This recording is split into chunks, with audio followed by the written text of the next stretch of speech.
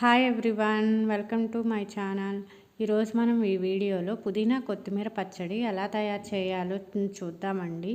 చాలా సింపుల్గా తయారు చేసుకోవచ్చండి. దీనికోసం టమాటాలు, పుదీనా, కొత్తిమీర, పచ్చిమిర్చి వీటన్నిటిని పక్కన పెట్టుకోవాలండి. ఫస్ట్ ఒక కళాయి తీసుకొని దాంట్లో 2 స్పూన్స్ వేరుశనగ గింజలు వేసుకొని దోరగా వేయించుకోవాలండి. దీంట్లోనే 1 స్పూన్ ధనియాలు కూడా వేసుకోవాలండి. ఇది కూడా కలుపుతూ ఉండాలండి. సిమ్లోనే చేయాలండి. అలాగనే 1 స్పూన్ జీలకర్రను కూడా వేసుకోవాలండి. వీటన్నిటిని కూడా దోరగా వేయించుకోవాలండి. ఫ్లేవర్ కోసం 4-5 మెంతుల్ని కూడా వేసుకోవాలండి. అంతేనండి, ఎక్కువ వేయొద్దండి. ఫ్లేవర్ చాలా బాగుంటుంది మెంతులు వేస్తే. వీటన్నిటిని ఒక గిన్నెలో తీసుకొని పక్కన పెట్టుకోవాలండి. ఇదే కళాయిలో 3 స్పూన్ల ఆయిల్ కూడా వేసుకోవాలండి. మీ కారానికి తగ్గట్టుగా 4-5 పచ్చిమిర్చిని కూడా వేసుకోవాలండి. వెంటనే 4 టమోటాలను కూడా కోసి పక్కన పెట్టుకోవాలండి. ఈ పచ్చిమిర్చి వేగిన వెంటనే దీంట్లో టమాటాలను కూడా వేసుకోవాలండి. టమాటాలను కూడా సిమ్లోనే ఉంచుకొని వేయించుకోవాలండి.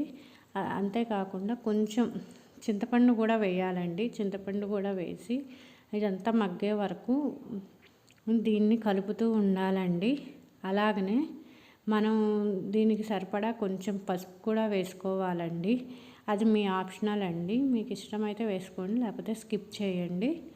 అలాగనే ఇదంతా మగ్గే వరకు కూడా దీన్ని సిమ్లోనే ఉంచి కలుపుతూ ఉండాలండి. ఇదంతా కొంచెం దగ్గర పడిన తర్వాత దీంట్లోకి మనం కడిగి పెట్టుకున్నటువంటి పుదీనాను కూడా ఒక బౌల్లో తీసుకొని దాన్ని మొత్తాన్ని కూడా దీంట్లోకి వేసేయాలండి. ఈ పుదీనా కూడా ఈ కూరలో కలిసే విధంగా మొత్తం కలుపుతూ ఉండాలండి. ఇలాగా మొత్తం కూడా కలిసిపోయి బాగా మగ్గే వరకు దీన్ని తిప్పుతూ ఉండాలండి. ఈ ప్రాసెస్ అంతా సిమ్లోనే జరగాలండి. ఇలా అంతా మగ్గిన తర్వాత ఆపి పక్కన పెట్టుకోవాలండి. ఒక మిక్సీ జార్ తీసుకొని మనం వేయించుకున్నటువంటి అన్నిటిని దాంట్లో వేసుకొని 4-5 వెల్లుల్లి రెబ్బలను కూడా వేసుకొని కొంచెం సాల్ట్ కూడా వేసుకోవాలండి. ఇలా మొత్తం వేసుకున్న తర్వాత దీన్ని మిక్సీ పట్టి పక్కన పెట్టుకోవాలండి. ఈ మిక్సీ పట్టిన తర్వాత మనం వేసుకున్నటువంటి పుదీనాను, టమాటాలను కూడా వేసి కొంచెం కొత్తిమీరను కూడా వేసుకోవాలండి.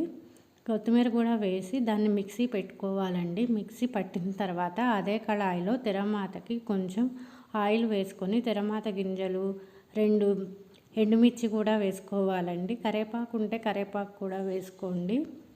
అలాగ అన్నీ వేసిన తర్వాత అది కొంచెం కాగిన తర్వాత మనం మిక్సీ వేసుకున్నటువంటి పచ్చడిని మొత్తాన్ని కూడా ఇదే కళాయిలోకి వేసేసి కలపాలండి. ఇది అంతా ఆయిల్ పట్టే వరకు ఉంచి సిమ్లోనే చేయాలండి. ప్రాసెస్ అంతా కూడా ఆయిల్ అంతా పట్టిన తర్వాత మనం స్టవ్ ఆపేసుకోవాలండి. అంతేనండి, సింపుల్గా పుదీనా, టమాటా, కొత్తిమీర పచ్చడి రెడీ అయిపోయిందండి.